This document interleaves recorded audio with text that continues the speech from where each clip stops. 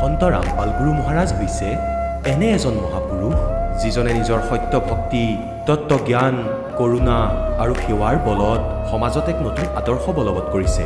সন্ত ৰামপাল গুৰু মহাৰাজৰ নেতৃত্বত তেওঁৰ সকলো সৎলোক আশ্ৰমে কৰা বিস্ময়কৰ সমাজ কল্যাণমূলক কামে সমাজখনক সোণালী ভৱিষ্যতৰ এক নতুন আশা দেখুৱাইছে। সন্ত ৰামপাল গুৰু মহাৰাজৰ পৰা নাম দীক্ষা গ্ৰহণ কৰাৰ পিছত লাখ লাখ লোকৰ কৰ্কট ৰোগ, এইডছ আদি দুৰাৰোগ্য ৰোগ নিৰাময় হ'ল। সন্তজনাৰ জ্ঞানৰ পৰা অনুপ্ৰাণিত হৈ তেওঁৰ অনুগামীসকলে লাখ লাখ ইউনিট ৰক্তদান কৰে। সন্তজনাই লাখ লাখ ভগ্নী কন্যাৰ যৌতুকমুক্ত বিয়াৰ আয়োজন কৰালে। সন্তজনাই লাখ লাখ মানুহক ড্ৰাগছ আসক্তিৰ পৰা মুক্ত কৰিলে। কোটি কোটি ধ্বংসপ্ৰাপ্ত পৰিয়াল শান্তিত লাগিল। সন্তজনাৰ আশ্ৰমত সমাৱেশৰ সময়ত বিনামূলীয়া চকুৰ চিকিৎসা আৰু দন্ত চিকিৎসাৰ ব্যৱস্থা কৰা হয়। সন্ত ৰামপাল গুৰু মহাৰাজৰ দ্বাৰা পৰিৱেশ সুৰক্ষাৰ উদ্দেশ্যে সময়ে সময়ে বৃহৎ পৰিসৰত বৃক্ষৰোপণ কৰা হয়। সন্তজনাই আৰ্তজনক তাৎক্ষণিক সকাহ দিবলৈ এম্বুলেন্স সেৱা আৰম্ভ কৰিছে। সন্তজনাই তেওঁৰ অনুগামীসকলক তেওঁলোকৰ শৰীৰ দান কৰিবলৈ অনুপ্ৰাণিত কৰে, যাতে মানৱতাৰ সেৱা আৰু চিকিৎসা ক্ষেত্ৰত উন্নতি কৰিব পৰা যায়। সন্ত ৰামপাল গুৰু মহাৰাজৰ সকলো আশ্ৰমত প্ৰতিদিনে বিনামূলীয়া ধৰ্মভোজৰ আয়োজন কৰা হয়, য'ত প্ৰতিবাৰেই প্ৰতিটো জাতি, প্ৰতিটো ধৰ্মৰ মানুহে একেলগে বহি ভোজন কৰে।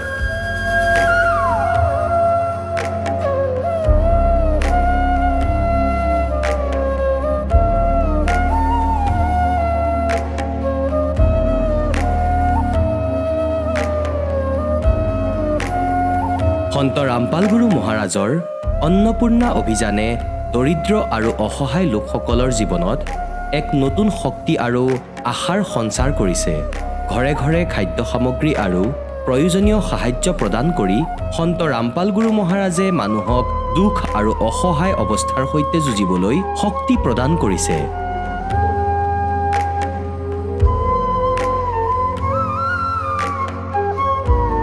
দৰিদ্ৰ লোকসকলৰ বাবে ঘৰ নিৰ্মাণ কৰা সন্ত ৰামপাল গুৰু মহাৰাজৰ অসাধাৰণ কাৰ্যই এনে এক নিদৰ্শন দাঙি ধৰিছে, যি যুগ যুগ ধৰি সন্তজনাৰ উদাৰতা আৰু দয়াৰ প্ৰতীক হিচাপে জনাজাত হৈ ৰ'ব।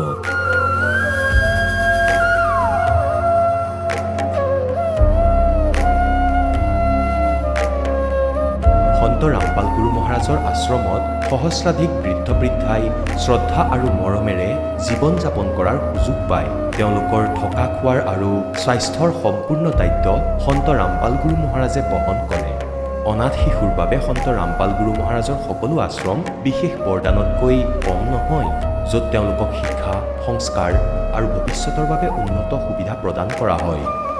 বানপানী, ভূঁইকঁপ বা মহামাৰী যিয়েই নহওক, সন্ত ৰামপাল গুৰু মহাৰাজ আৰু তেওঁৰ অনুগামীসকল সদায় আৰ্তজনৰ বাবে আগৰণুৱা হৈ থাকে। ক'ভিড মহামাৰীৰ সময়ত সন্ত ৰামপাল গুৰু মহাৰাজৰ আশ্ৰমৰ পৰা কোটি কোটি লোকক খাদ্য, ঔষধ আৰু জীৱন ৰক্ষক সামগ্ৰী যোগান ধৰা হৈছিল। দুখীয়াক সকাহ কৰাই হওক বা যিকোনো শোষিত বা নিপীড়িত শ্ৰেণীৰ অধিকাৰ আৰু মৰ্যাদাৰ বাবে যুঁজ দিয়াই হওক, সন্ত ৰামপাল গুৰু মহাৰাজে সদায় তেওঁলোকৰ সকলো ন্যায্য দাবী চৰকাৰৰ ওচৰলৈ লৈ গৈছে আৰু তেওঁলোকক উপযুক্ত ন্যায় প্ৰদানৰ ক্ষেত্ৰত গুৰুত্বপূৰ্ণ ভূমিকা পালন কৰি আহিছে। সমাজত আধ্যাত্মিক আৰু সামাজিক মূল্যবোধৰ প্ৰতি সজাগতা অনাৰ প্ৰতিটো পদক্ষেপতে সন্ত ৰামপাল গুৰু মহাৰাজ মানৱতাৰ প্ৰকৃত সেৱক হিচাপে প্ৰমাণিত হৈছে। সন্ত ৰামপাল গুৰু মহাৰাজৰ জীৱনে আমাক শিকাইছে যে প্ৰকৃত সেৱা সেইটোহে যিটো নিস্বাৰ্থভাৱে কৰা হয়। আহক আমিও এই মহান সন্তজনৰ এই মহান সেৱাৰ কামত যোগ দিওঁ আৰু সন্ত ৰামপাল গুৰু মহাৰাজৰ পৰা নাম দীক্ষা লৈ আমাৰ জীৱন ধন্য কৰি তোলোঁ।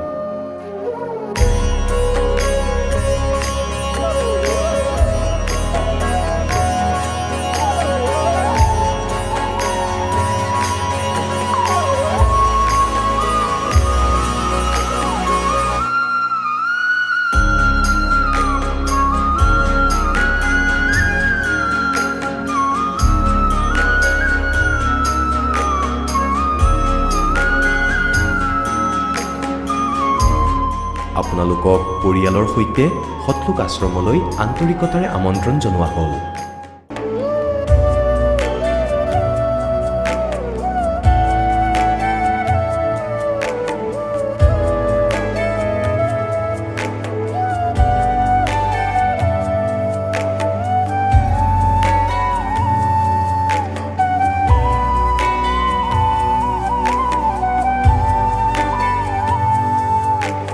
পূৰ্ণ পৰমাত্মাই আনকি পাপৰ শাস্তিও আঁতৰাব পাৰে।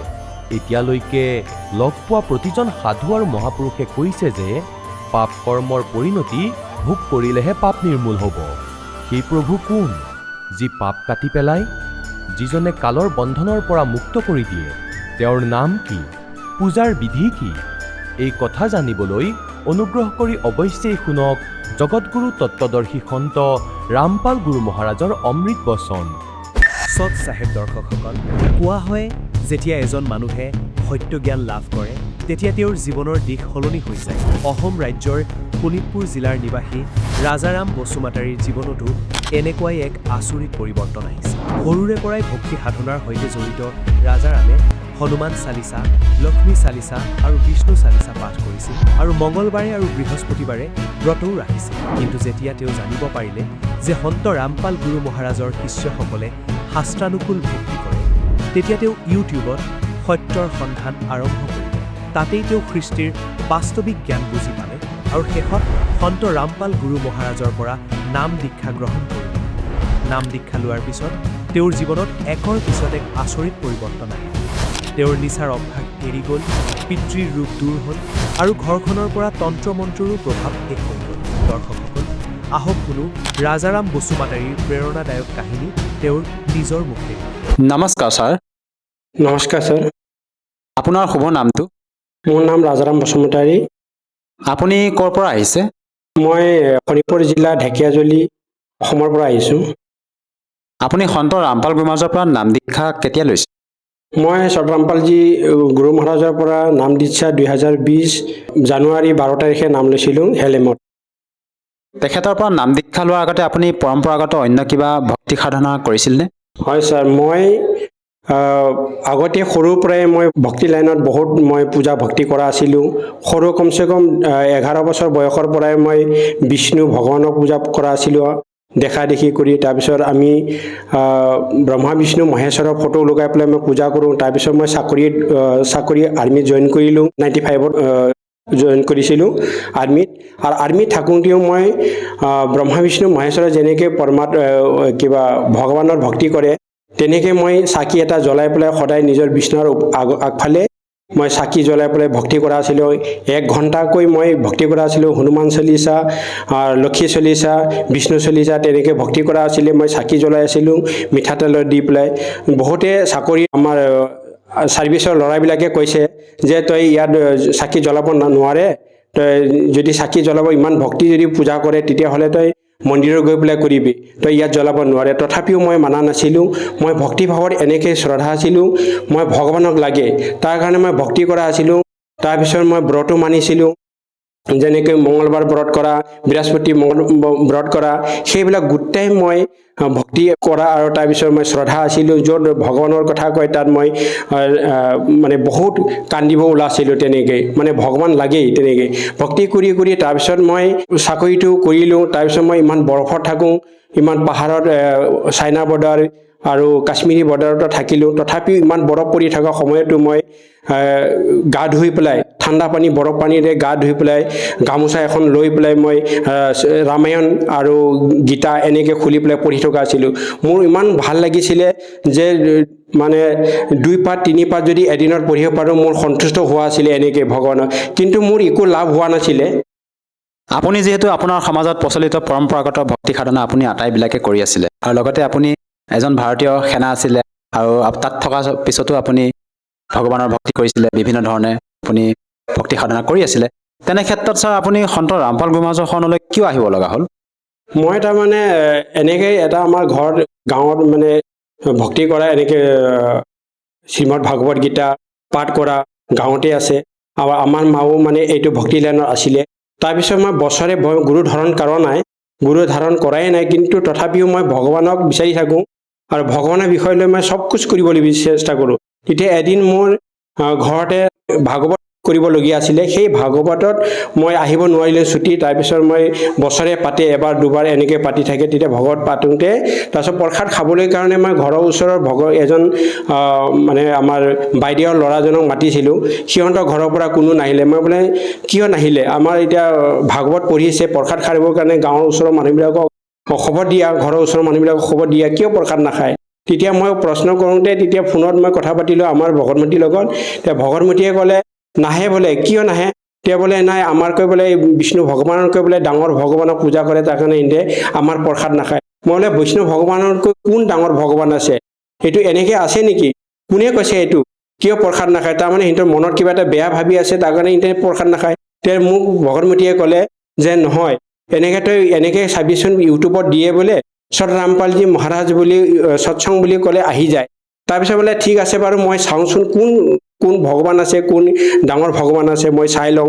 তেতিয়া মই ইউটিউবটো খুলি পেলাই ভাত খাই পেলাই 8:30 বজাৰ সন্ধিয়া চবে শুই যায় আমাৰ আৰ্মিবিলাকে কেম্পৰ লাইনত। তেতিয়া মই কি কৰিলোঁ, সত ৰামপালজী মহাৰাজ সৎসং বুলি মই যেতিয়া ইউটিউবত চাৰ্চ কৰিলোঁ, তেতিয়া ইউটিউবত আহিলে সত ৰামপালজী মহাৰাজৰ সৃষ্টি ৰচনাৰ পৰা ষ্টাৰ্ট কৰি পেলাই মই কমচে কম 2টা ৰাতিলৈকে মই চালোঁ আৰু কান্দি চাইছোঁ। মই এনেকৈ কান্দি চাইছোঁ পৰমাত্মাৰ জ্ঞান। মইতো ভগৱানক বিচাৰি আছিলোঁ।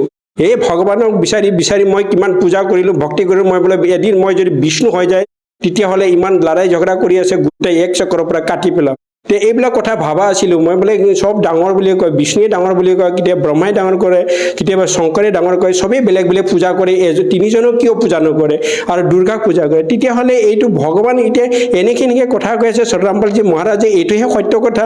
ভগৱানে এটা বুলি কোৱাটো আজিহে গম পাইছোঁ, এনেকৈ আৰু এটা ভগৱান বুলি আজি কিয় এইবিলাক? তেতিয়াহ'লে কিয় ভক্তি কৰা নাই? তেতিয়া লগে মই কি কৰিলোঁ, দুসৰা দিন গৈ পেলাই বেলেগ দিনাখন মই মাৰ্কেটত গৈ পেলাই কম্পিউটাৰ কবিৰ চাহেবৰ ফটো আছে নেকি, ৰামপালজী মহাৰাজৰ ফটো আছে নেকি, ক'তো নাপালোঁ মই।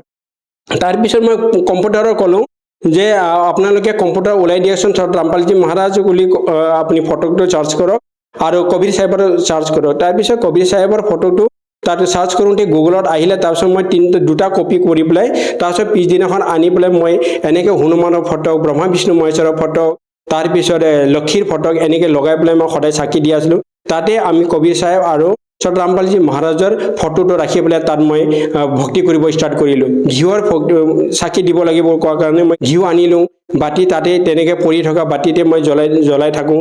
তাৰপিছত ভক্তি কৰি মই ডিচেম্বৰৰ 12 তাৰিখে 12টা বজাত মই লৈছোঁ। আৰু তাৰপিছত মই এমাহৰ পাছতে ছুটি আহি পেলাই যেতিয়া নাম হেলেমত জানুৱাৰী 12 তাৰিখ 2020 হেলেমত গৈ পেলাই মই নাম দীক্ষা লৈছোঁ 12 তাৰিখে। নাম লোৱাৰ লগে মই এনেকৈ শান্তি পালোঁ, এনেকৈ ভাল লাগিলে মোৰ। তাৰপিছত আহি পেলাই ঘৰত বেলেগ ধৰণৰ এটা অনুভৱ হৈছে। সত ৰামপালজী মহাৰাজৰ তাত আসন বনাই পেলাই তাত দীপক জ্বলাই পেলাই আমাৰ সত ৰামপালজী মহাৰাজৰ ভক্তি কৰি থাকিলোঁ। ছাৰ, আমি আপোনালোকৰ সন্ত ৰামপাল গুৰুমাজৰ ভক্তসকলৰ যেতিয়া অনুভৱ শুনো, তেওঁলোকে মত ব্যক্ত কৰে যে তেখেতৰ পৰা নাম দীক্ষা লোৱাৰ পিছত বিভিন্ন প্ৰকাৰে লাভ পায় বুলি। আপুনি যিহেতু এজন ভাৰতীয় সেনা হিচাপে আপুনি তেখেতৰ জ্ঞান বুজি, তেখেতৰ মংগল প্ৰবচন শুনি এতিয়া বৰ্তমান ভক্তি সাধনা কৰি আছে। আপুনি তেখেতৰ পৰা নাম দীক্ষা লোৱাৰ পিছত কেনেধৰণৰ লাভ পাইছে? বহুত লাভ পাইছে মই। এনেকৈ লাভ মই প্ৰথমবাৰ জীৱনত, এতিয়া মই মানুহৰ জীৱনত চবতকৈ ডাঙৰ লাভটো হ'ল মই তত্ত্বজ্ঞান, যিটো পৰমাত্মাৰ পৰা মই পাইছোঁ। আৰু এইটো মুক্তিদাতা মোক হোৱাৰ যিটো মই ৰাস্তাটো পালোঁ আধ্যাত্মিক জ্ঞানৰে, সেই বস্তুটো চবতকৈ মোৰ ডাঙৰ বস্তু। মানুহৰ জীৱন বাৰে নাপায়, মানুহৰ জীৱন এবাৰে পায়। আৰু সেইটো গোটেই পুণ্য পিছৰ কৰ্মৰ ভক্তি লৈ কৰ্ম দি তাৰ পুণ্য দিহে ইয়াত মানুহৰ জন্মটো ধনী আৰু গৰীবৰ সময়টো বিতনি কৰে। তেতিয়াহ'লে আমাৰ এইটো সময়ত এতিয়া আমাৰ সত ৰামপালজী মহাৰাজে এনেকৈ জ্ঞান দিছে, আজিলৈকে কোনো গুৰুৱে, কোনো মানুহজন, কোনো পণ্ডিত সাধুৱে এই জ্ঞানবোৰক দিব পৰা নাই, আধ্যাত্মিক জ্ঞান শাস্ত্ৰক। আজি মুছলমানে বেলেগকৈ কৰে, হিন্দুৱে বেলেগকৈ কৰে, শিখে বেলেগকৈ কৰে, চবেই নিজৰ খ্ৰীষ্টানে বেলেগকৈ কৰে, নিজৰ জ্ঞানটো লৈ পেলাই আধাৰ বনাই পেলাই ভক্তি কৰি আছে, জাতি সমাজ বনাই আছে। কিন্তু সত ৰামপালজী মহাৰাজে আজি গোটেইখিনি খুলি পেলাই আজি পৰমাত্মাৰ বিষয়ে কৈছে যে এই পৰমাত্মাক যদি ভক্তি কৰে তেতিয়াহে মুক্তি প্ৰাপ্ত কৰিব। মুক্তি প্ৰাপ্ত কৰা মানে যেনেকৈ ইয়াৰ পৰা কাল ভগৱানৰ পৰা এই 21 ব্ৰহ্মণৰ পৰা যেতিয়া মুক্তি দিব, ইয়াৰ পৰা ওলাই যাব, এৰা দিব, তেতিয়া তাৰ গৈ পেলাই আৰু জীৱন মৰণ কেতিয়াও নহয়, সদায় তাৰ অবিনাশী হৈ থাকিব, সেইটো মুক্তি বুলি কয়। তাৰ কাৰণে এইটো গীতা আৰু বেদ শাস্ত্ৰটো গোটেই প্ৰমাণ আছে। এতিয়া বেদৰ জ্ঞান, গীতা জ্ঞান এতিয়া 5500-600 বছৰ আগতেই মহাভাৰতৰ জ্ঞান, যেনেকৈ দ্বাপৰ যুগত মহাভাৰতৰ সময়ত কৃষ্ণৰ দেহাত কাল ভগৱান, কাল নিৰঞ্জন ভগৱানে প্ৰৱেশ কৰি পেলাই অৰ্জুনক জ্ঞান দিছিলে।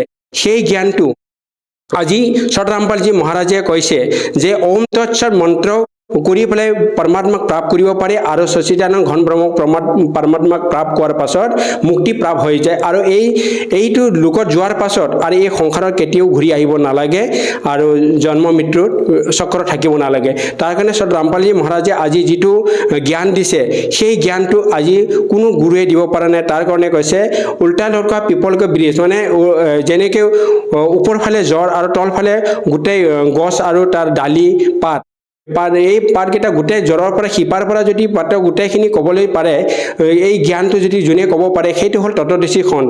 সেই তত্ত্বদৰ্শী সন্তে আজি গোটেইখিনি কথা কোনে শিপা কোন হয়, গছ কোন হয়, ডালি কোন হয় আৰু পাত কোন হয়, আজি সতৰামপালজী মহাৰাজে সম্পূৰ্ণ ভাঙি পেলাই কৈছে আৰু পূৰ্ণম ব্ৰহ্ম কবিৰ চাহেবৰ ভগৱান বুলি আমাক শুনাইছে দেখাইছে। কিন্তু আজি আমি শাস্ত্ৰ বেদ পঢ়ি পেলাই গম পালোঁ সতৰামপালজী মহাৰাজে যিটো দিছিলে সেইটো বুজি আমি প্ৰমাণ চাইছোঁ। শ্ৰীমদ ভাগৱত গীতা প্ৰেছ গৰখপুৰৰ পৰা মই অৰ্ডাৰ কৰি সতৰামপালজী মহাৰাজৰ যিটো জ্ঞান দিছিলে সেইটো মিলাই চালোঁ। তাৰপিছত শ্ৰীমদ ভাগৱত গীতা আনিলোঁ, শ্ৰীমদ দেৱী পুৰাণ আনিলোঁ, মাৰ্কেন্দ্ৰীয় পুৰাণ আনিছোঁ, তাৰপিছত শিৱ পুৰাণ আনিছোঁ। গোটেইকেইটা আনি পেলাই মই মিলাই চাইছোঁ। সম্পূৰ্ণ কথা সতৰামপালজী মহাৰাজে আজি শাস্ত্ৰমতে ভক্তি দি আছে। সেই ভক্তিটো আজি কোনো গুৰুৱে দিব পৰা নাই, সেই বস্তুৰ জ্ঞানেই নাই। আজি সতৰামপালজী মহাৰাজে গোটেই খুলি পেলাই শাস্ত্ৰমতে ভক্তি দি পেলাই আমাক ভক্তি দিছে। আজি এই ভক্তি আমি কৰি আছোঁ। ছাৰ, আৰু এটা কথা জানিব বিচাৰিছোঁ, আমি শুনিছোঁ যে আপোনালোকৰ গুৰু সন্ত ৰামপাল গুৰুমাজে শ্ৰাদ্ধ শ্ৰাদ্ধ কৰ্মকাণ্ড এইবিলাক কৰিবলৈ মানা কৰে।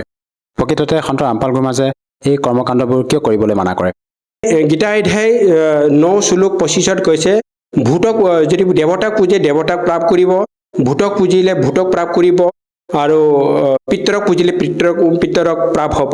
তাৰ কাৰণে আমি মন মানা আচৰণ কৰিব নালাগে। যদি এইটোক পূজা কৰোঁ তেতিয়াহ'লে আমি ভূত হ'ম, ভূত প্ৰেত আৰু পিতৰ আৰু দেৱতা লোকৰ যাব। দেৱতা লোক পোৱাৰ পাছতো স্বৰ্গ পোৱাৰ পাছতো আৰু এই পৃথিৱীলৈ ঘূৰি আহি পেলাই আৰু ভক্তি সাধনা কৰি পেলাই তেনেকৈ 84 লাখ ভুগি থাকিবলগীয়া হয়, মুক্তি প্ৰাপ্ত কৰিব নোৱাৰে। তাৰ কাৰণে এই মানা কৰা আছে।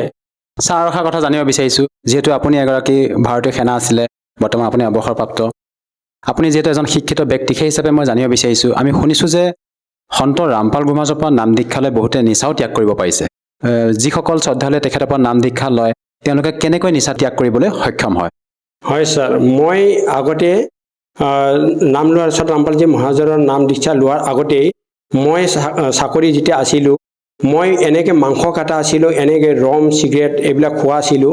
মাংস মানে 200-250 এনেকৈ মুৰ্গী কাটি পেলাই মই কিবা কৰা আছিলে, মোক জালাত বুলি কৈছিলে।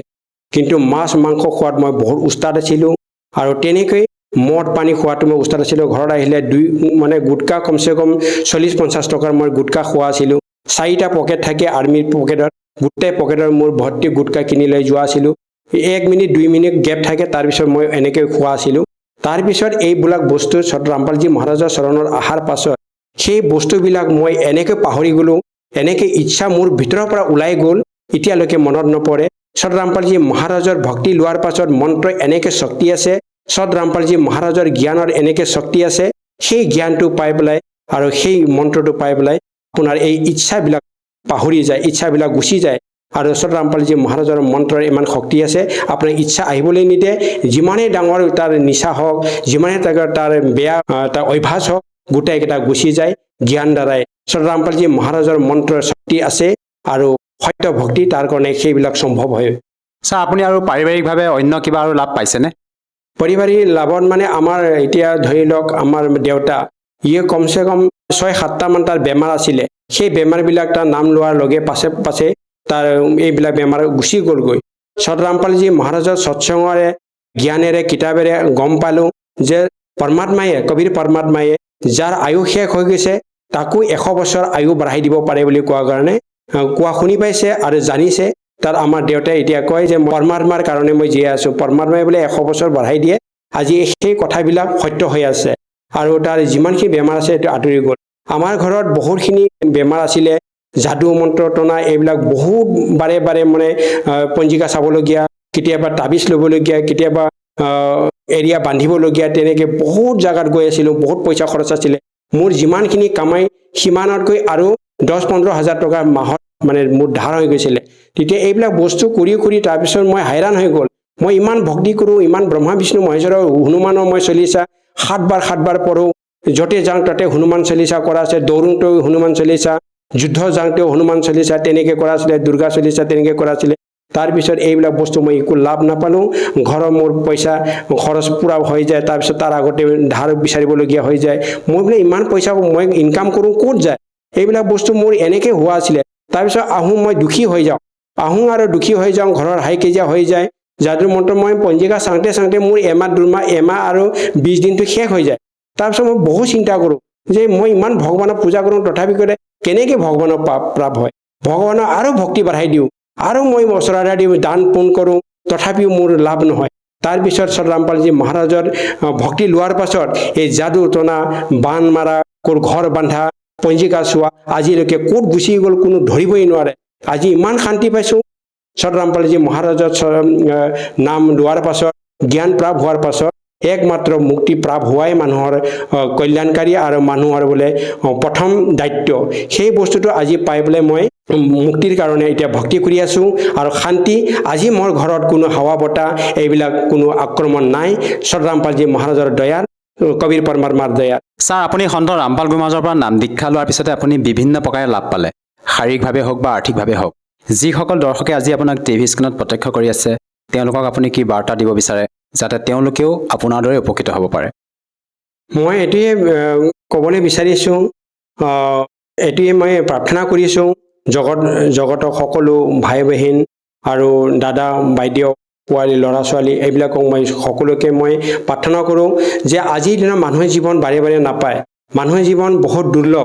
মিলে না বাৰম্বাৰ তাৰ পাছে পাতা তোৰ গিৰে বহুত নালাগতে দাঁত তাৰমানে পাতা যেনেকৈ বছৰত বৈশাখ জেঠত নতুন পাত আহে বছৰ ঘূৰোঁতে ঘূৰোঁতে পকি পেলাই কৰি যায় আৰু সেই পাতটো দুবাৰ নালাগে তেনেকৈ মানুহৰ জীৱন এতিয়া সংসাৰৰূপী বৃক্ষৰ কথাৰ মতে এতিয়া আমি বাৰে বাৰে জন্ম মৃত্যু হৈ থকা আৰু তাৰপিছত বাৰে বাৰে মানুহ জন্ম নাপায় সেইবিলাক বস্তু আমি ভাবি পেলাই সকলোৱে মুক্তি বিচাৰাটোহে চবতকৈ ডাঙৰ এতিয়া ৰামপালজী মহাৰাজে মুক্তি কৰাটোহে মূল্যৱান কথা দি পেলাই সকলোকে জ্ঞান গংগা পুস্তকেৰে দি গীতা তেৰা জ্ঞান অমৃত জিনিকিৰা পুস্তক দি পেলাই সকলোকে বুজাইছে যে এই কিতাপখন মানুহে এতিয়া আজি কি কয় যে মানুহে কৈছে যে আপোনালোকে এই কিতাপটো ধৰিব নালাগে এই কিতাপটো পঢ়িব নালাগে জ্ঞান গংগা কিতাপ জিনিকিৰা আৰু জীৱনৰ সুগম পথ গীতা তোমাৰ জ্ঞান অমৃত এই কিতাপখন কি হয় এই কিতাপখন আপোনাৰ এটা গ্ৰামাৰ টাইপৰ আপোনাৰ শাস্ত্ৰমতে যিটো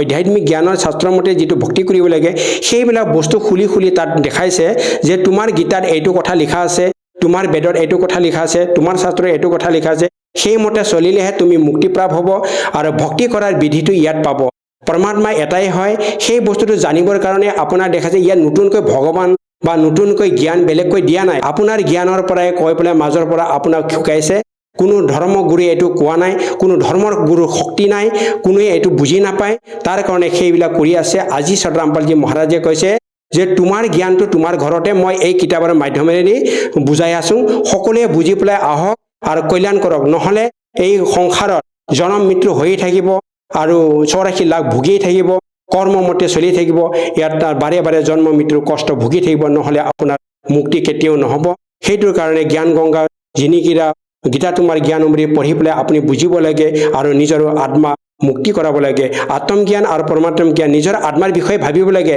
শৰীৰৰ বিষয়ে ভাবিব নালাগে শৰীৰটো আজি আছে কালি নাই তাৰপিছত মৰাৰ পাছত আৰু যাব আপুনি 84 লাখত আৰু পুনৰ জন্ম পালেও আপোনাৰ পুণ্যমতে এইটো জন্ম যি পুণ্য কৰিছে যিটো কাম কৰিছে কৰ্ম কৰিছে সেইমতে আগলৈ জন্মত পাব সেই বস্তুটো আপোনাৰ হয়তো দুখো হ'ব পাৰে হয়তো আপোনাৰ ভাতৰ কোনো মানে ভাগ্যও নহ'ব পাৰে বা হয়তো আপুনি ধনীমণি হৈ থাকিব পাৰিব কিন্তু সেই বস্তু বেছি দিন নহয় নাচোৱান শৰীৰ যোৱাৰ পাছত গোটেই থাকি যায় আৰু জীৱন আত্মাটো কান্দি টপলা বান্ধি পাপ আৰু পুণ্যটো লৈ পেলাই ঘূৰি থাকে যাৰ যদি তততসে সন্তচৰণত যদি আহে তেতিয়াহ'লে আপুনি মুক্তি প্ৰাপ্ত হ'ব আৰু মৰ্যাদা থাকি পেলাই ভক্তি কৰিলে সেই জ্ঞানেৰে আপুনি মুক্তি প্ৰাপ্ত হ'ব যদিহে কোনো লোকে তেখেতৰ পৰা নাম দীক্ষা ল'ব বিচাৰে কেনেকৈ ল'ব পাৰিব ছাৰ এতিয়া আজিকালি বহুত সহজ আগতে আমি ইমান পোৱা নাছিলোঁ এতিয়া কি হয় আজি টিভি চেনেলত দিছে সাধনা টিভিত দিয়ে সন্ধিয়া 7:30 পৰা 8টালৈকে, তাৰপিছত ৰাতিপুৱা দিয়ে 6টাৰ পৰা 7টালৈকে অসমীয়া চেনেল। এতিয়া আপোনালোকে টিভি চাই পেলাই তাৰ তলত এটা পাতি যায়, হালধীয়া পাতি, তাত নম্বৰ আহে, সেই নম্বৰত কণ্টেক্ট কৰি পেলাই আপোনালোকে নাম দীক্ষা ল'ব পাৰে। আৰু সকলো ষ্টেটতে, সকলো ৰাজ্যতে ডিষ্ট্ৰিক্ট বাই ডিষ্ট্ৰিক্ট আপোনাৰ নাম দীক্ষা কেন্দ্ৰ খুলিছে ৰামপাল মহাৰাজে। এনেকৈ সুবিধা কৰি দিছে, বেছি দূৰতো যাব নালাগে। আপুনি তাৰ কণ্টেক্ট নম্বৰ লৈ পেলাই সেইটো জেগাত গৈ আপুনি নাম দীক্ষা লৈ পেলাই ভক্তি কৰিব পাৰে। আৰু লগতে আজি মোবাইলৰ যুগ হয়, আপোনালোকৰ চবৰ তাতে মোবাইল থাকে। মোবাইল যেনেকৈ মই মোবাইলত চাই পেলাই ৰামপালজী মহাৰাজক মই সৎসং চাইছিলোঁ, জ্ঞানটো পাইছিলোঁ, তেনেকৈ আপোনালোকে মোবাইলত ৰামপালজী মহাৰাজ সৎসং বুলি, ৰামপালজী মহাৰাজ বুলি আপুনি যদি চাৰ্চ কৰিব, তেতিয়াহ'লে আপুনি ৰামপালজী মহাৰাজৰ সৎসং পাব। সকলো সৎসং আপুনি তাতে পাই যাব। আপোনালোকে মোবাইলেদি ৰামপালজী মহাৰাজৰ জ্ঞান প্ৰাপ্ত কৰিব পাৰে, কিতাপ অৰ্ডাৰ কৰিব পাৰে, আপোনালোকে জ্ঞান লৈ পেলাই ভক্তি সাধনা কৰিব পাৰে। আৰু মোবাইলৰ যুগটো, মোবাইলত আপোনালোকে মোবাইলত ৰামপালজী মহাৰাজৰ চাৰ্চ কৰিলেই, আৰু তাৰপিছত সৎসং আহিব, সৎসঙৰ তলত সৎসঙতে আপোনাৰ নম্বৰ আহিব, সেই নম্বৰটো আপুনি ডাইল কৰিলে কণ্টেক্ট নম্বৰ পাই যাব আপুনি। তাৰপিছত নামদান কেন্দ্ৰ আপোনাৰ ডিষ্ট্ৰিক্টত, নিজৰ ডিষ্ট্ৰিক্টতে নামদান কেন্দ্ৰ পাব। তাৰপিছত আপুনি তাত যোগাযোগ কৰি পেলাই নাম দীক্ষা ল'ব পাৰিব। ধন্যবাদ থাকিল ছাৰ।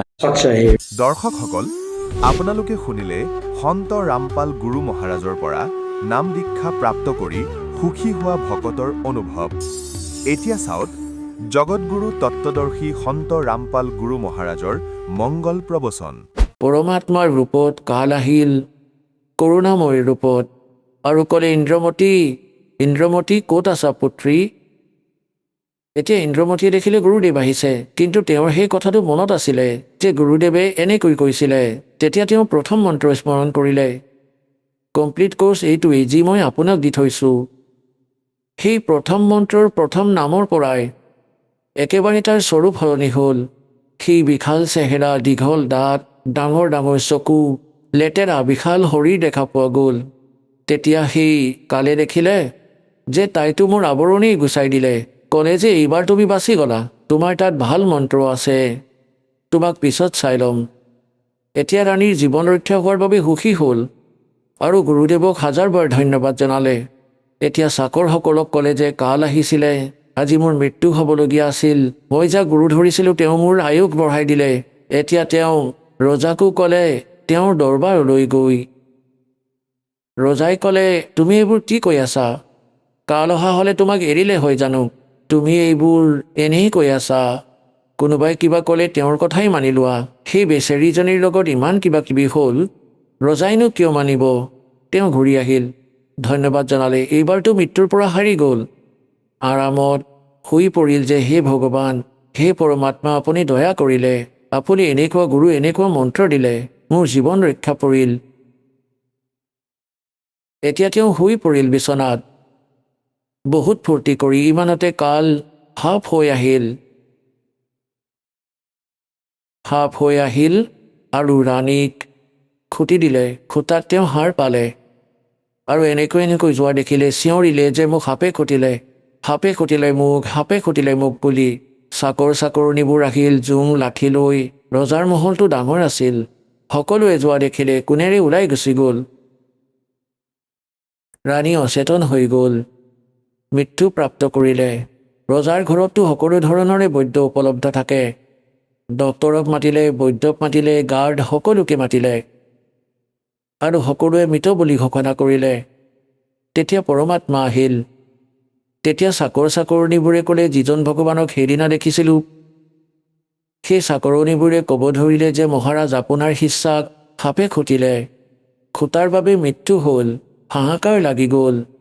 তেতিয়া পৰমাত্মাই মন্ত্ৰবোৰ বৰুৱাৰ এটা ভাও কৰিলে আৰু ক'লে, উঠা পুত্ৰী। 1 ছেকেণ্ডত ৰাণী থিয় হ'ল। বলো সতগুৰুদেৱ।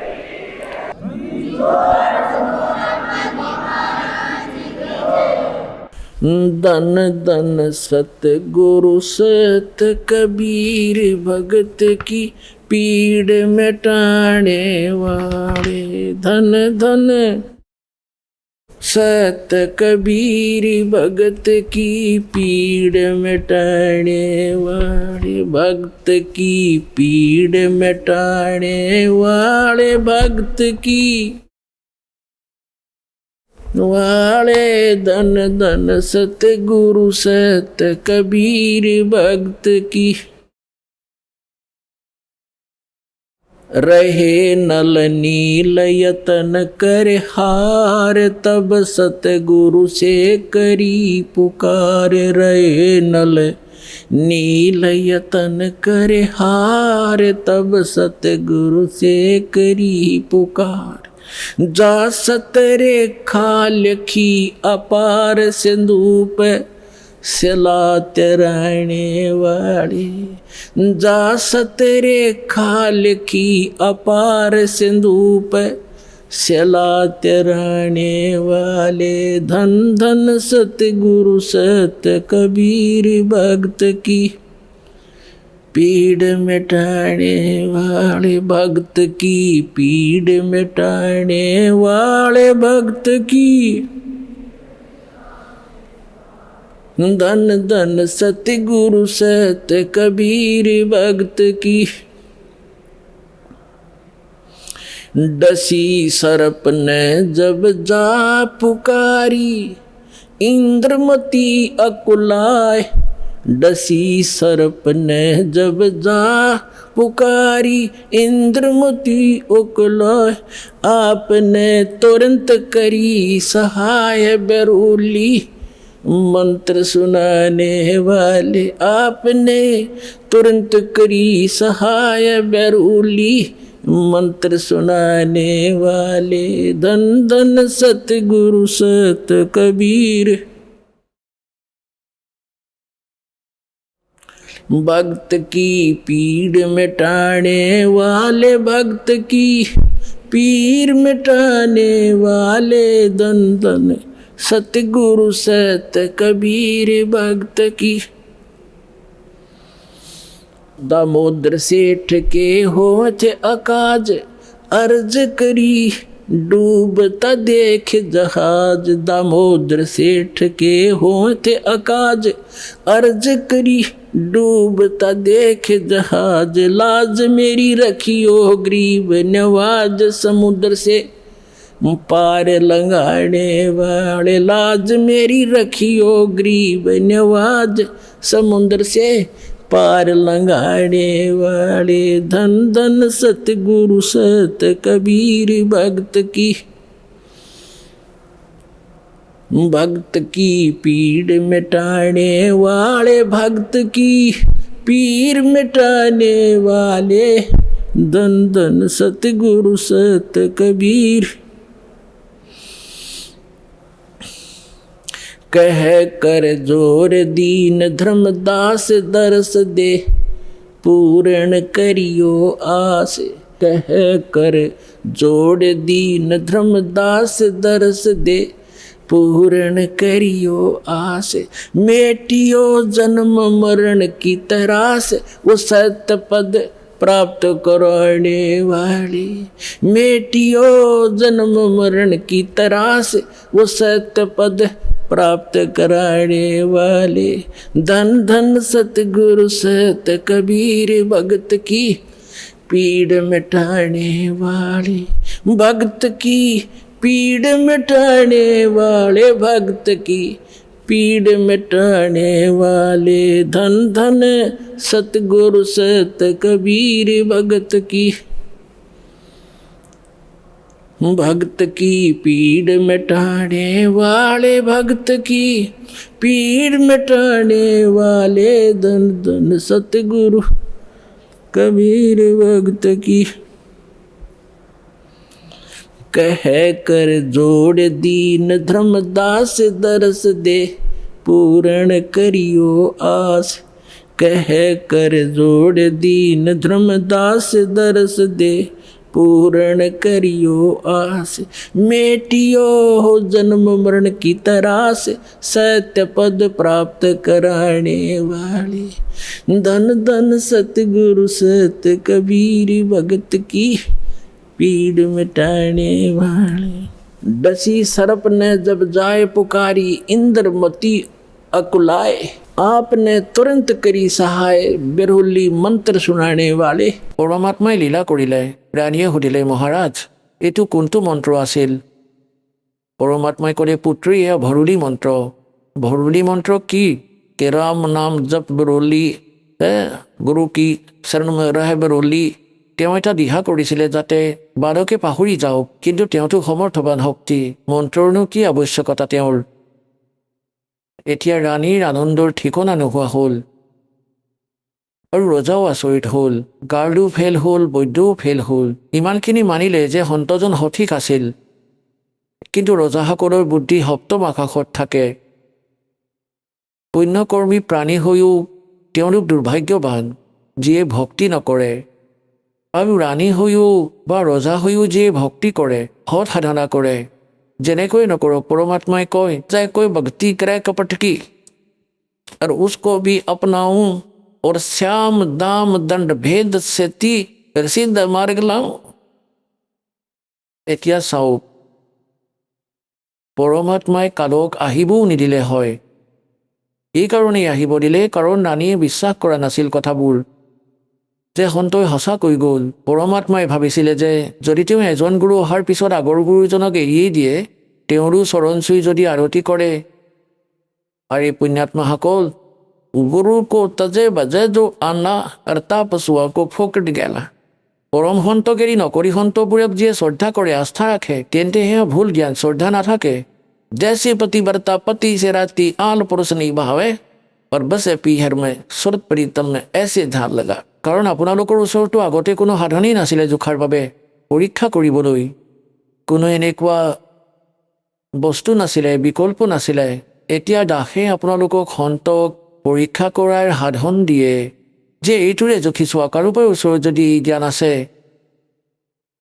যেনেকৈ ধৰমদাসদেৱেও আগতে বেলেগ সাধনা কৰিছিলে যেতিয়া পৰমাত্মাই তেওঁক সত্য জ্ঞান শুনালে তাৰপিছতো তেওঁৰ বুদ্ধি ভ্ৰষ্ট হৈছিলে মাজতে তাৰপিছত পৰমাত্মাক লগ পোৱা নাছিল গতিকে তেওঁ ভাবিছিলে সাধু সন্তৰ ৰূপত লগ পাইছিলে তেওঁ কোনো সন্ত পালে ধৰমদাস তেওঁৰ ওচৰলৈ যায় আৰু গৈয়েই কয় মহাৰাজ দেৱ ভালেই আছেনে তেতিয়া কয় আহা পুত্ৰ ঠিকেই আছোঁ তেতিয়া তেওঁ সুধিলে তেওঁ কি প্ৰশ্ন কৰিছিলে যে ব্ৰহ্মা বিষ্ণু মহেশ্বৰৰ পিতৃ মাতৃ কোন হয় তেতিয়া কৈছিলে যে আৰে তেওঁলোক অজৰ অমৰ হয় সৰ্বেশ্বৰ হয় ক'ৰ পৰা এই প্ৰশ্ন সুধি আছা তেতিয়াই উঠি গৈছিলে যে নহয় তেওঁ সন্ত নহয় গতিকে তেওঁৰ ওচৰত এটা সাধন আছিলে জোখমাখ কৰাৰ আৰু যেতিয়া তেওঁ পৰমাত্মাক পাৰে আকৌ তেওঁৰতো কাম সম্পন্ন হ'বই লাগিছিলে গতিকে আগতে আপোনালোকৰ কোনো ধৰণৰ মেজাৰমেণ্ট টেপ নাছিলে যাৰ দ্বাৰা জুখিব পাৰে ওজন জুখিবলৈ তুলনা কৰিবলৈ আৰু যদি পূৰ্ণ সন্ত পোৱাৰ পিছতো যদি নভজে তেওঁতো জীৱন নাশক হয় আপোনাৰ হয় তেওঁক বুজাবলৈ চেষ্টা কৰা গুৰুদেৱ আগতে যিজন গুৰুদেৱ আছিলে মহাৰাজদেৱ আদৰেৰে কোৱা আপুনি ভুল দিশলৈ গৈ আছে এই প্ৰশ্নবোৰৰ উত্তৰ হয়তো আপুনি দিয়ক নহ'লে আহি যাওক মোৰ লগত নাম লওক আৰু নিজৰ কল্যাণ কৰক ইমানখিনি বন্ধুত্ব ৰাখক তেওঁৰ লগত তাতকৈ বেছি নহয় পৰমাত্মাই এই কালক আহিব নিদিলে হয় কোনো ৰূপতে কালে জুমিও চাব নোৱাৰিলে হয় দাতাই এইকাৰণেই দিছিলে যে সি নিজৰ কাম কৰক এই পুত্ৰীজনীৰো বিশ্বাস হৈ যাব নহ'লে জীৱন নাশ কৰি দিব মাজতে সকলোবোৰ খেলি মেলি কৰি দিব গতিকে তাৰ পিছত এনেকুৱা দৃঢ় বিশ্বাস হ'ল সেই ছোৱালীজনীৰ পৰমাত্মাৰ বাহিৰে কাকোই দেখা নাপায় না ৰজাইও মানা কৰিলে পিছত যে এই ৰাণীয়ে জীৱন দান পালে এই সন্তৰ পৰা পৰমাত্মা অহা যোৱা কৰি থাকিল ঘৰলৈ জ্ঞান শুনাই ভোজন কৰি তেওঁক উদ্ধাৰ কৰে তেওঁক ধৰ্ম লাভ দিয়ে গতিকে এদিন ৰাণীয়ে ক'লে যে মহাৰাজ মোৰ স্বামীকো বুজাই দিয়ক ক'লে ঠিক আছে পুত্ৰী মাতা তাক ৰজাক মতা হ'ল পৰমাত্মাই বুজাব ধৰিলে যে ভাই পৰমাত্মাৰ ভক্তি কৰিব লাগে আৰু এই ৰাজপাদ সদায় নাথাকে এদিন মৃত্যুও হ'ব পৰমাত্মাৰ ভক্তি কৰি থাকিবা ৰজাই কি ক'লে যে মহাৰাজদেৱ শুনক মইতো পাৰ্টি এটেণ্ড কৰিবই লাগে কাৰণ মদ পানী খাব লাগে আৰু মোৰ ওচৰত সময় নাথাকে কিন্তু মই আপোনাৰ শিষ্যাক বাধা নিদিওঁ যিমানেই দান নকৰক বা যিমানেই সৎসংগ নকৰাওক মই কৰিব নোৱাৰোঁ এইবোৰ ভক্তি ইত্যাদি পৰমাত্মাই বুজালে যে চোৱা ৰাজত্বও কৰা ভক্তিও কৰা ভক্তিতনো কি লাগে তুমি পাৰ্টিলৈ যদিও যোৱা মদ নাখাবা। এনেইতো সাধু সন্ত হোৱাৰ পিছত পাৰ্টিলৈ যাবলৈ মনেই নাযাব আপোনাৰ। কিবা কাৰণবশতঃ যাবলগীয়াও হয়, তেন্তে তাত কাজু খোৱা, কিচমিচ খোৱা বা বাদামেই খোৱা বা কমলা আপেল ইত্যাদি খোৱা। এই মদ পানী কিয় খোৱা তুমি? বহুত বুজালে, ক'লে মহাৰাজদেৱ মোৰ সাধ্যৰ কথা নহয়, পিছত চাই ল'ম। কিছুদিনৰ পিছত পৰমাত্মাই আকৌ প্ৰাৰ্থনা কৰিলে, বাৰে বাৰে বুজালে, নামানিলে। শেষত ক'লে যে মহাৰাজদেৱ মোক আপুনি নক'ব এইবোৰ। মই আপোনাৰ হিচ্ছাকটো বাধা নিদিওঁ, লাগিলে গোটেই ধনেই দি নিদিয়ক কিয়, মই কেতিয়াও বাধা নিদিওঁ এইবোৰ কথাত তাইক, মই কৰিব নোৱাৰোঁ। তো परमात्मा कहते कबीर पिछले पाप से हरि चर्चा ना सुआवे और के ऊँगे के उठ चले ना और बात चलावे। तुलसी पिछले पाप ते हरि चर्चा ना भावे जैसे जबर के बेग ते भाई भूख बेदा हो जा। গতিকে যাৰ পাপ বেছি হৈ যায়, ৰাম নামৰ মিঠা ফলো তিতা লগা হয়। যেনেকৈ ডাঙৰ বেমাৰ হোৱা ৰোগীৰ ফল মূল কাজু খিচমিচো তিতা লগা হয়, সেই মিঠা বস্তু তিতা যেন লগা হয়। বেমাৰে তেওঁৰ শৰীৰৰ অৱস্থা ইমানেই বেয়া কৰি দিয়ে।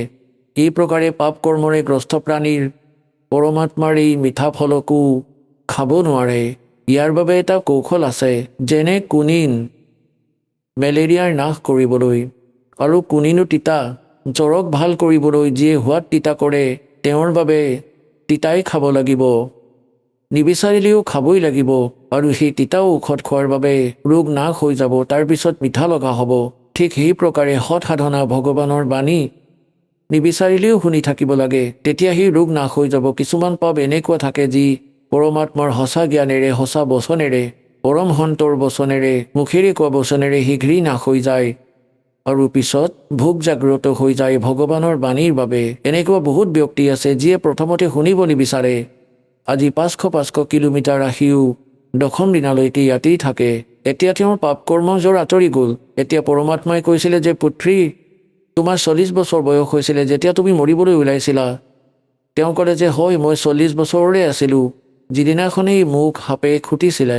আৰু এতিয়া মই যেতিয়া বিচাৰিম তেতিয়াহে মৰিবা তুমি, কালে মাৰিব নোৱাৰে তোমাক। এতিয়া সেই ৰাণী 80-82 বছৰীয়া হ'ল। এবাৰ দুবাৰ তেওঁ নিজেই কৈছিলে যে মহাৰাজ এতিয়াতো মোক সৎলোকলৈ লৈ যাওক, সকলো কামেই হৈ গ'ল। পৰমাত্মাই ক'লে পুত্ৰী চোৱা, তোমাৰ নাতি নাতিনী বা সম্পত্তিত কোনো আস্থাটো নাই, ধন সম্পত্তিত যদিহে আস্থা থাকে তোমাৰ, ইয়াততো তুমি ফৰ্মেলিটি কৰি আছা, কিন্তু ওপৰলৈ যোৱাৰ পাছতে সকলোবোৰ পৰিষ্কাৰকৈ দেখা যাব আইনাৰ দৰে, তেতিয়া আকৌ আনিব লাগিব তোমাক। ক'লে যে নহয়, আপুনিতো অন্তৰ্যামী, মোৰ মনত একো নাই, মইতো সকলোবোৰ এৰি দিছোঁ, আপুনি মোক এনেকুৱা জ্ঞান দিলে। মৃত্যুটো হ'বই, যদি ভালে থাকোঁতে হয় তেতিয়াতো ভালেই। যেতিয়া তেওঁ 80-82 বছৰীয়া হ'ল তেতিয়া পৰমাত্মাই ক'লে ব'লা ইন্দ্ৰমতী আমি সৎলোকলৈ যাওঁ। ক'লে ব'লক। এতিয়া পৰমাত্মা অকলে আহিছিলে আৰু কাকো দেখা দিয়া নাছিলে, কিন্তু ইন্দ্ৰমতীয়ে দেখি আছিলে, তাই গুচি গ'ল। আনে ৰাণী মৰা দেখিলে যে ৰাণী মৰি গ'ল, ৰাণী মৰি গ'ল, কি হৈ গ'ল, ৰাণীৰ হাৰ্ট ফেইল হ'ল, যিয়েই নোকোৱা তাই গুচি গ'ল, তাই গমেই নাপায় তাই যে মৰিল। গতিকে মান সৰোবৰ আছে ওপৰত এখন, ওপৰত সেই মান সৰোবৰত গৈ কিছুদিনৰ বাবে এই জীৱক তাতে থোৱা হয়। তাতে থোৱাৰ পিছত কিছুদিন মনোভাৱ চোৱা হয় যে তেওঁ এতিয়া আৰু কিমান দুৰ্বল। গতিকে তাত যেতিয়া মান সৰোবৰ গৈ পালে তাত স্নান কৰোৱা হয়। আমাৰ যি আৱৰণত গোন্ধ থাকে আত্মাৰ মহিলা, তাত পৰমাত্মাৰ মন্ত্ৰিত জলেৰে তাত ভাল হয়। গতিকে ৰাণী স্নান কৰি আহি বাহিৰত বহিলে। তেতিয়া পৰমাত্মাই সুধিলে পুত্ৰী চাই লোৱা, কাৰোবাৰ প্ৰতি আস্থা আছে নেকি তোমাৰ তলৰ লোকত, সম্পত্তিত? তেতিয়া তেওঁৰ মনত এটা কথাই বিন্ধিলে যে হে মহাৰাজ, আপোনাৰ জ্ঞানৰ পৰাতো মই বহুত কিবা কিবি জ্ঞান পালোঁ, কিন্তু সংসাৰৰ দৃষ্টিত মোৰ যিজন স্বামী আছে এতিয়াতো মই মোৰ অৰিজিনেল স্বামীজনৰ কথা গম পালোৱেই। পৰম অক্ষৰ ব্ৰহ্ম, তেওঁৱেই আমাৰ স্বামী, কিন্তু শৰীৰৰ যিজন স্বামী তেওঁ বহুত ভাল মানুহ আছিলে, কিন্তু সি অকৰ্মণ্য, ভগৱানৰ ভজন নকৰিলে। কিন্তু আজি মই যি উপলব্ধি কৰিছোঁ তাতে তেওঁৰ বহুত ডাঙৰ সহযোগ আছে মোৰ স্বামীৰ। তেওঁ মোক বাধা দিয়া নাছিলে, যদিহে তেওঁ মোক বাধা দিলে হয় পত্নীটো নিজৰ স্বামীৰ প্ৰতি বিবশ হৈ পৰে, আপোনাকো প্ৰৱেশ কৰিব নিদিলে হয়, তেওঁৰ এইখিনি সমৰ্থ আছিলে, আৰু মোকো ভক্তিৰ পৰা বঞ্চিত কৰালে হয়। সেই দেৱতাই কোনো বাধা নিদিলে। যদি ইয়াৰ পৰা কিবা ক্ৰেডিট হৈছে এই কামৰ পৰা, তেন্তে মই প্ৰাৰ্থনা জনাইছোঁ ভগৱান, তেওঁকো শৰণত ল'ব। এতিয়া পুণ্যাত্মাসকল, পৰমাত্মাই গম পাই গ'ল যে এতিয়াও দুৰ্বলতা আছে। যেনেকৈ কালি কৈছিলোঁ, এজন বৃদ্ধ ব্যক্তিয়ে ডক্তৰৰ ওচৰলৈ গুচি গ'ল। বৃদ্ধাৱস্থাত দুৰ্বল হৈয়ে মঙহ নাথাকে, কেৱল হাড়খিনিহে থাকে। ডক্তৰক গৈ কৈছিলে যে ডক্তৰ, মোৰ ভৰিত বিষ হৈ থাকে, মোৰ ভৰিখন বিষাই থাকে, ভৰিত বিষ থাকে। ডক্তৰে চাই ক'লে যে আপোনাৰ দুৰ্বলতা উইকনেছৰ কাৰণে হৈছে, যে দুৰ্বল আপুনি বাবা। তাৰপিছত ক'লে যে মোৰ কঁকালো বিষাই থাকে। ডক্তৰে ক'লে দুৰ্বল হৈছে আপুনি। মোৰ মূৰো বিষাই থাকে ডক্তৰ। ডক্তৰে আকৌ ক'লে যে আপুনি দুৰ্বল হৈছে। তাৰপিছত ক'লে মই থিয় হ'লেই মূৰটো ঘূৰাই। ডক্তৰে আকৌ ক'লে দুৰ্বল আপুনি। এতিয়া বৃদ্ধজনৰ খং উঠিল। এতিয়া ক'লে তুমি ডক্তৰ নেকি? এটাই কথা জানা, দুৰ্বল দুৰ্বল, বেলেগো কওক। তেতিয়া ক'লে এয়াও দুৰ্বলতাই, কাৰণ দুৰ্বল মানুহৰ খং উঠে। এয়াও দুৰ্বলতাৰ বাবেই হৈছে, উইকনেছ। গতিকে পুণ্যাত্মাসকল, পৰমাত্মাই গম পালে এয়াও দুৰ্বলতাই তোমাৰ, যি তুমি আজি কৈ আছা। যদি কিবা আৰু বাকী আছে তেন্তে কোৱা, নহ'লে ডুবি যাবা। তেতিয়া ক'লে পুত্ৰী অলপ ৰোৱা ইয়াত। এতিয়া ৰজা 90 বছৰীয়া হৈ গৈছিলে, সুস্থ সবল শৰীৰ থকা মানুহ, কাজু খায়, মদ পান কৰে, খিচমিচ, বাদাম আৰু ৰঙা চেহেৰা। এতিয়া এনেকৈ ভাবিছিল যে 100-150 বছৰটো জীয়ামেই মই, নিশ্চয়কৈ। এতিয়া ৰজা আহিল, নিজৰ ঘৰলৈ আহিল ঘূৰি ফুৰি। 90 বছৰ হৈ গৈছিলে তেওঁৰ, আৰু আহিয়েই ঘোঁৰাৰ পৰা তললৈ নামিল। চাকৰবোৰ লগতেই আছিল, অংগৰক্ষকো আছিল, বাহিৰৰ পৰা আহিছিল। কিন্তু বিচনালৈও গৈ নাপালে, পৰি গ'ল মাটিত। আৰু শৌচ পেচাব ওলাই গ'ল। যমদূতক থিয় হোৱা দেখা পালে। সময় আহি গ'ল তেওঁৰ, কালেতো এতিয়া 1 ছেকেণ্ডো নিদিব। এতিয়া টানি টানি উশাহ ল'বলৈ ধৰিলে। শৌচ পেচাব ওলাই গ'ল। এনেকৈ চকু ডাঙৰ কৰি দিলে। বেদ বৈদ্যসকলে সকলোবোৰ যন্ত্ৰ মন্ত্ৰ কৰিলে, সকলোবোৰ ঔষধ দিলে। তাৰপিছত বুজি পালে যে এতিয়া এওঁৰ অন্তিম সময়। তেতিয়া পৰমাত্মাই ক'লে যে চোৱা পুত্ৰী, সেই সাহসীজনৰ কি অৱস্থা হৈ গৈছে। চোৱা যমদূত চাৰিওফালে কেনেকৈ ভয় খুৱাই আছে, তাৰ মুখ বন্ধ কৰি থৈছে সিহঁতে। এতিয়া ক'ব পৰা নাই সি, তাতে অহংকাৰ কৰি ফুৰিছিল, কোৱাৰ পিছতো নামানিছিল। তেতিয়া ৰাণীয়ে ক'লে মইনো কি ক'ম আপোনাক, আপুনি দেখিছেই, তেওঁ মোক বহুত সহায় কৰি থৈছে। পৰমাত্মাই বুজি পালে যে কি ক'ব বিচাৰিছে। তেতিয়া ক'লে পুত্ৰী মই যাওঁ। তেতিয়া পৰমাত্মা আহি প্ৰকট হ'ল তাত, তেওঁৰ চৌহদত। কবিৰ চাহেব অহাৰ পিছত যমদূত একেবাৰে নোহোৱা হ'ল। ৰজা চেতনা লৈ আহিল আৰু তেওঁ সন্মুখত পৰমাত্মাক থিয় হৈ থকা দেখিলে, চৰণত পৰিল আৰু যমদূতক আকাশত থকা দেখিলে। এবাৰ এনেকৈ চাই, এবাৰ কবি ভগৱানৰ ফালে চাই পৰমাত্মাই ক'লে ভাই, আজি তোমাৰ এণ্ড আহি গৈছিলে চন্দ্ৰ বিজয়, তোমাৰ উশাহ বাকী নাছিলে। ক'লে হয়, ঠিকেই কৈছে। তেতিয়া পৰমাত্মাই ক'লে এতিয়া কি লাগে তোমাক? ক'লে মোক ভক্তি দি দিয়ক, ভক্তি দিয়ক, ভক্তি কৰিম। গতিকে পুণ্যাত্মাসকল, মানুহৰ তেতিয়াহে বিশ্বাস হয় যেতিয়া সিহঁতৰ মৃত্যুৰ সময় আহি পৰে, তেতিয়াহে ভগৱানক দেখে। कहते हैं दुख में सुमन सब करे, सुख में करे ना कोई, और जय सुख में सुमन कर लिए दुख क्यों होए? তেতিয়া পৰমাত্মাই ক'লে 2 বছৰ দিম তোমাক। 2 বছৰ যদি ভক্তি কৰা ঠিকেই আছে, নহ'লে তুমি ধ্বংস হৈ যাবা। ল'ৰা ছোৱালীক ৰাজপাত গতাই মালা লৈ বহি পৰিল। 2 বছৰৰ ভিতৰত সকলোবোৰ সম্পন্ন কৰিলে। কোৱা হয় जीवन तक थोड़ा ही बोला जो सत सुमरण हो और लाख वर्ष का जीवन लिख रहनी को। গতিকে এই প্ৰকাৰে সেই দুয়োটা প্ৰাণীকে মুক্তি দিলে সি কবিৰ ভগৱানে। বলো সতগুৰুদেৱ কি।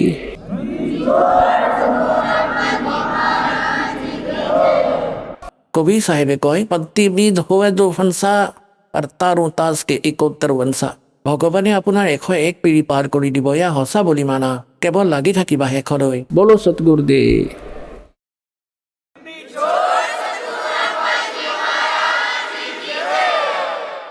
পৰম পিতা পৰমাত্মা পূৰ্ণ ব্ৰহ্ম সমগ্ৰ সৃষ্টিৰ ৰচয়িতা কুল মালিক কবিৰ দেৱৰ অসীম কৃপাৰে আপোনালোক সকলো পুণ্যাত্মাই সৎসংগ শুনিবলৈ উপস্থিত হৈছে।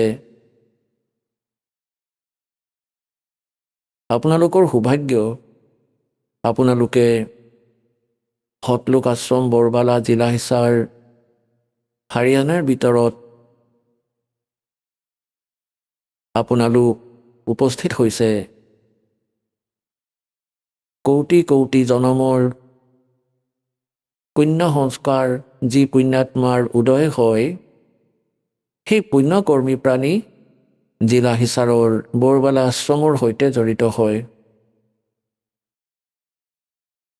সেই পুণ্যাত্মাসকলৰ পূৰ্বৰ সংস্কাৰৰ গণনা হ'ব নোৱাৰে। পৰমেশ্বৰ, কবীৰ দেৱ আমি সকলো আত্মাক যথাৰ্থ জ্ঞান দিয়াৰ বাবে আহে আৰু সেই জ্ঞান তেওঁ মুখ কোমলেৰে স্বয়ঙে কয়। সেয়া শ্ৰীমদ ভাগৱত গীতাৰ অধ্যায় নম্বৰ 4 শ্লোক নম্বৰ 32 কৈছে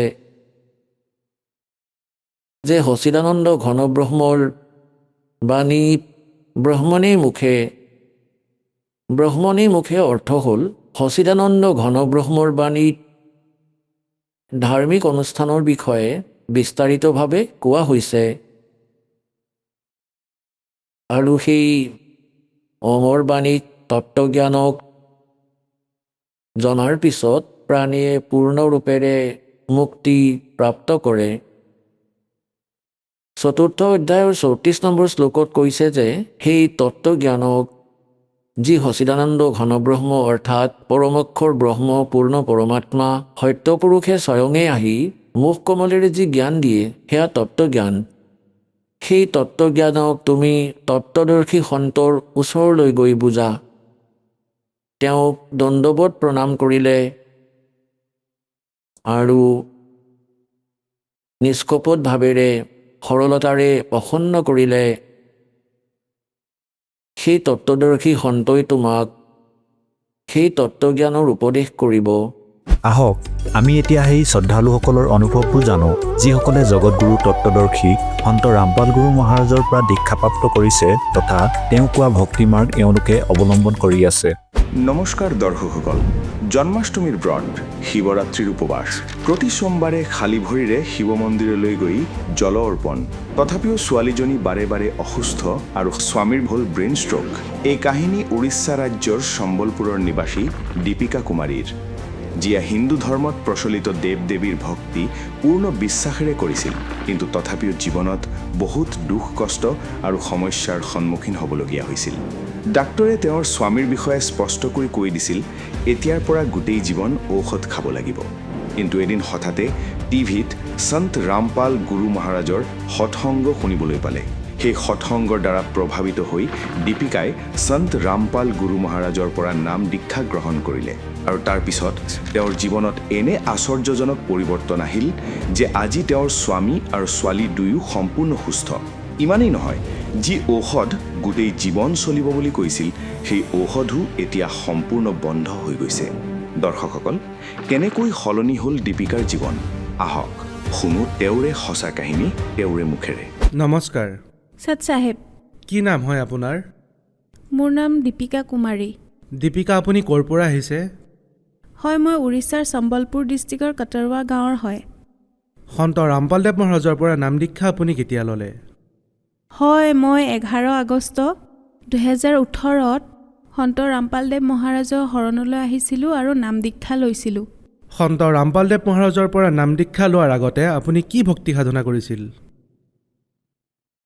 মুক্তিদাতা জগতগুৰু সন্ত ৰামপালদেৱ মহাৰাজৰ শৰণলৈ অহাৰ আগতে মই হিন্দু সমাজত প্ৰচলিত সকলো দেৱী দেৱতাৰ পূজা কৰিছিলোঁ আৰু সৰুৰ পৰাই মই বহুত ব্ৰত ৰাখিছিলোঁ, যেনে জন্মাষ্টমীৰ ব্ৰত, শিৱৰাত্ৰিৰ ব্ৰত আৰু প্ৰতি সোমবাৰে মই খালী ভৰিৰে শিৱ মন্দিৰলৈ গৈ পানী ঢালিছিলোঁ আৰু পূজা কৰিছিলোঁ। আৰু মই শিৱলিংগৰ ওপৰত 1 লাখ বেলৰ পাত দিয়াৰ সংকল্প লৈছিলোঁ আৰু প্ৰত্যেক সোমবাৰে মই মন্দিৰলৈ গৈ হিচাপ কৰি অৰ্পণ কৰিছিলোঁ আৰু লিখি ৰাখিছিলোঁ। কি কাৰণত আপুনি সন্ত ৰামপালদেৱ মহাৰাজৰ শৰণলৈ আহিল? ইমানবোৰ ভক্তিটো সৰুৰ পৰাই কৰি আহিছোঁ মই, কিন্তু ইমানবোৰ ভক্তি কৰাৰ পিছতো আমি বহুত দুখত আছিলোঁ। কাৰণ মোৰ আচলতে বহুত কম বয়সতে বিয়া হৈ গৈছিল। তাৰপিছত মোৰ দেউতাৰ মৃত্যু ঘটিল আৰু পিছত বিয়াৰ 5 বছৰৰ পিছত মোৰ এজনী ছোৱালী জন্ম হ'ল। তাইও বহুত বেছি বেমাৰত ভুগিছিল। মাহত 2-3 বাৰ তাইক মেডিকেললৈ নিবই লাগিছিল। এদিন এনেকুৱা হ'ল যে মোৰ স্বামীৰ মোৰ হাজবেণ্ডৰ বিপিৰ কাৰণে ব্ৰেইন ষ্ট্ৰক হ'ল আৰু পেৰালাইচিছৰ এটেকো আহি গৈছিল আৰু তেওঁৰ কিডনীটো প্ৰব্লেম হ'ল আৰু তেওঁৰ বহুত বেমাৰ হৈ গৈছিল, যেন তেওঁৰ শৰীৰটো যেন বেমাৰৰ ঘৰ হৈ গৈছিল। এই সকলো সমস্যাৰ বাবে আমি বহুত চিন্তাত পৰিছিলোঁ, কাৰণ তেওঁ কৰি থকা কামো এৰি দিছিলে। তেওঁৰ যিখন দোকান আছিলে সেইখন দোকানো বন্ধ হ'ল আৰু আমাৰ আৰ্থিক পৰিস্থিতিও বহুত দুৰ্বল হ'ল, কাৰণ তেওঁকো মই মাহত 5,000 পৰা 6,000 টকাৰ খৰচ মেডিচিনৰ বাবে খৰচ কৰিব লাগিছিল। গতিকে ইমান খৰচ কৰাটো আমাৰ বাবে সম্ভৱ নাছিল আৰু আমি ইমান বেছি চিন্তাত আছিলোঁ। এফালে চাব গ'লে এনেকুৱা হৈছিলে যে আমাৰ ভগৱানৰ প্ৰতি আস্থাই উঠি গৈছিলে। আমি সৰুৰ পৰা ইমান ভক্তি কৰি কৰি আহিছোঁ, তথাপিও আমাক ইমান দুখ সহ্য কৰিবলৈ দিছে। যেতিয়া মোৰ স্বামীৰ স্বাস্থ্য বেয়া হ'ল, তেতিয়া 1-2 মাহৰ বাবে আমি হস্পিটেললৈ অহা যোৱা কৰিব লগা হৈছিল আৰু তাৰ পৰা উভতি অহাৰ পিছত তেওঁ কেৱল ঘৰতে বহিল আৰু এনেদৰে টিভি চেনেল সলাই থাকোঁতে এদিন গুৰুদেৱৰ সৎসংগ আহিল। চেনেলত গুৰুদেৱৰ সৎসংগ আহিল। সন্ত ৰামপালদেৱ মহাৰাজৰ শিষ্যবোৰৰ ইণ্টাৰভিউ আহে। সেয়া দেখি আমি প্ৰভাৱিত হ'লোঁ। তাৰপিছত আমি ভাবিলোঁ যে আমিও যদি কিবা লাভ পালোহেঁতেন, আৰু সেইকাৰণে প্ৰথমে মোৰ হাজবেণ্ডেহে নাম দীক্ষা লৈছিলে। সন্ত ৰামপালদেৱ মহাৰাজৰ ওচৰত তেওঁহে প্ৰথমে নাম দীক্ষা লৈছিলে। মই ইমান দুৰ্ভগীয়া আছিলোঁ যে তাত সৎসংগলৈ গৈছিলোঁ, তথাপিও নাম ল'ব পৰা নাছিলোঁ। আৰু যেতিয়া আমি তেওঁৰ 1 বছৰৰ পিছত আমি সম্পূৰ্ণ জ্ঞান বুজি পালোঁ, যেনে ধৰক গুৰুদেৱে সকলো বেদশাস্ত্ৰ খুলি জ্ঞান দিছিলে, সেইবোৰ মই দেখি মই ভাবিলোঁ যে এয়াই সঁচা জ্ঞান হয়। তাৰপিছত সদগুৰু ৰামপালদেৱ মহাৰাজৰ পৰা নাম দীক্ষা ল'লোঁ। সন্ত ৰামপালদেৱ মহাৰাজৰ শৰণলৈ অহাৰ পিছত আপোনাৰ সমস্যাবোৰৰ সমাধান হ'লনে? হয়, মোৰ ওচৰত ৰিপৰ্ট আছে মোৰ হাজবেণ্ডৰ, যে তেওঁৰ যি ব্ৰেইন ষ্ট্ৰক হৈ গৈছিলে আৰু পেৰালাইচিছৰো এটেক হৈ গৈছিলে। তাৰপিছত আমি যেতিয়া সন্ত ৰামপালদেৱ মহাৰাজৰ শৰণলৈ আহিলোঁ, একবাৰো আমি হস্পিটেললৈ নগ'লোঁ আৰু এবাৰো পৰীক্ষা কৰি চাবলগীয়া নহ'ল আৰু তেওঁ সুস্থও। মোৰ হাজবেণ্ডৰ কিডনীৰো সমস্যা আছিল। তেওঁৰ কিডনী প্ৰায় বেয়াই হৈ গৈছিলে আৰু ডক্টৰে কৈছিলে যে এওঁ যেতিয়ালৈকে জীয়াই আছে তেতিয়ালৈকে তেওঁ মেডিচিন খাই থাকিব লাগিব। কিন্তু সন্ত ৰামপালদেৱ মহাৰাজৰ দয়াত তেওঁৰ ওচৰত নাম দীক্ষা লোৱাৰ পিছত, তেওঁ কোৱা সঁচা ভক্তি কৰাৰ পিছত তেওঁ এতিয়া একো মেডিচিন নাখায়। যিবোৰ মেডিচিন তেওঁ প্লেট ভৰাই খাবলগীয়া হৈছিল, এতিয়া সেই মেডিচিনবোৰ একেবাৰে কম হৈ গৈছে। দিনত 1 বা 2 নহয়, 1 টেবলেট খায় আৰু তেওঁ সন্ত ৰামপালদেৱ মহাৰাজৰ কৃপাত তেওঁ একেবাৰে সুস্থ। তেওঁৰ যি পেৰালাইচিছৰ এটেক হৈছিলে সেয়াও ঠিক হ'ল। সন্ত ৰামপালদেৱ মহাৰাজৰ দয়াত তেওঁ একেবাৰে সুস্থ এতিয়া। দীপিকা, আপুনি সন্ত ৰামপালদেৱ মহাৰাজৰ শৰণলৈ অহাৰ পিছত বহুত লাভপ্ৰাপ্ত কৰিলে। আপুনি ৰিপৰ্টো দেখুৱালে। লাখ দৰ্শকে আপোনাক আজি টিভিত চাই আছে। তেওঁলোকো কিবা নহয় কিবা বেমাৰত অথবা সমস্যাত ভুগি আছে। তেওঁলোকেও সন্ত ৰামপালদেৱ মহাৰাজৰ ওচৰত নাম দীক্ষা ল'ব বিচাৰে। গতিকে কেনেকৈ ল'ব পাৰিব? হয়, সন্ত ৰামপালদেৱ মহাৰাজৰ পৰা নাম দীক্ষা লোৱাটো একেবাৰে সহজ। যেনে বহুত কিছুমান চেনেলত সন্ত ৰামপালদেৱ মহাৰাজৰ সৎসংগ আহে আৰু সৎসংগৰ তলত এডাল হালধীয়া শাৰী আহি থাকে, তাতে আশ্ৰমৰ নম্বৰ থাকে। গতিকে যিসকল শ্ৰদ্ধালুৱে নাম দীক্ষা ল'ব বিচাৰে সেই নম্বৰত যোগাযোগ কৰি ওচৰৰ নাম দীক্ষা কেন্দ্ৰৰ লগত যোগাযোগ কৰি নাম দীক্ষা লওক। ধন্যবাদ। সৎ চাহেব।